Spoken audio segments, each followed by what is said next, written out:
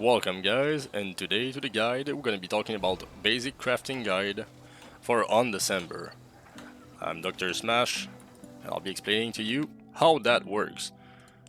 Let's take this dagger for example. Right now it's a yellow. Let's say I don't like what it has as a perk, but it has a, let's say, a good quality percentage, like one of these has 14, so it increases the base stats and stuff like this. And I don't like the perks it has on it, so I want to start over and keep the base item but change the whole setup over here. Or you're at the beginning of the story, you want to make some good item, but you don't want to waste too much mats and want to make sure not to mess up your use of item to not waste the one that are rare and stuff like this. I'll be explaining you how to do it. So, first of all, we want to make it back to blue. Why? It's because blue can have up to 3 options on them, and yellow can have up to 6. As you can see, I have way more of those than I have of those, because I've been using a lot of those recently today. I had like 300 and I went down. Trying to work on my stuff, but whatever. Let's say we want to get, for the sake of this experience, we're going to talk about attack spell damage. If you want to see what's possible in your item, you can use this item over here and select option. You're going to see what prefix and suffix you can get. First of all, I'll show you what prefix and suffix are. This is a suffix because the yellow bar is at the bottom of the item. So get critical rate, which would increase the crit rate here. I got another suffix. And we got a prefix over here. And a tier 9 to top it off, which is super good. Giving us, so the higher number here, the more stat it has here. And so you can see tier 9 for weapon range on a tier 25 would roll always between 110 and 129. You can press Alt if you want to see the range. So the item itself will drop at a certain range.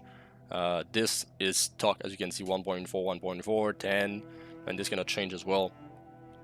But it rolled kind of low, like 40% of the roll, 35% of the roll is kind of low right now.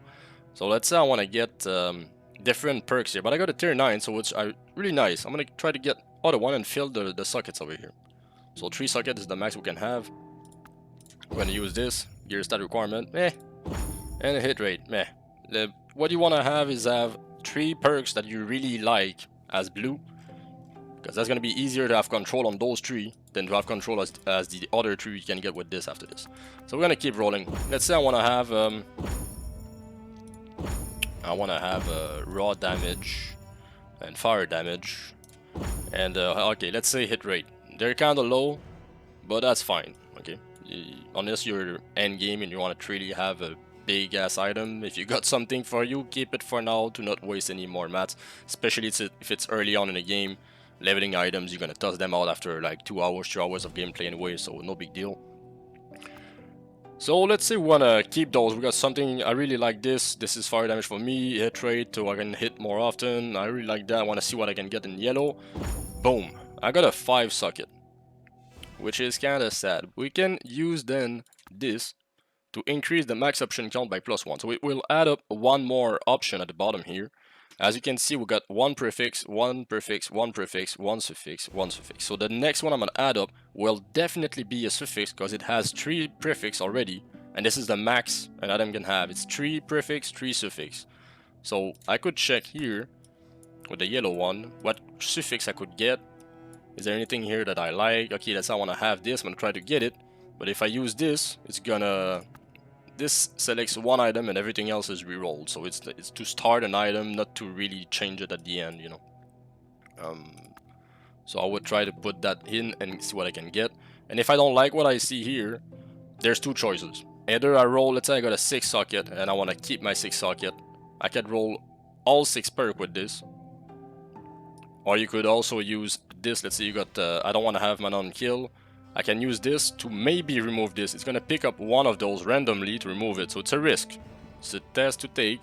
But you're going to keep the socket empty. It's going to take off. And after that, you can use the coin to put one more socket in it to fill up the option that you just removed. You can also use those to review all the prefixes. So it's going to take all 3 first item and option and remove them, re-roll them. This would remove 1 prefix. By chances, you don't know which one is going to be. All the suffixes. 1 suffix, reroll the values and stuff like that. For the values, as I showed you, The tier 5 attack spell could roll between 18 and 20, so it's max here. 22 and 31, so it's almost max here. This one is kind of low, so let's say I want to roll this. It's gonna roll everything, okay? Keep that in mind. I could use this. It doesn't change the tier of the option, but it rolls what like the bracket of what it can be. So it's more for min-maxing than anything. You want to use those. Other than that, don't really care about that.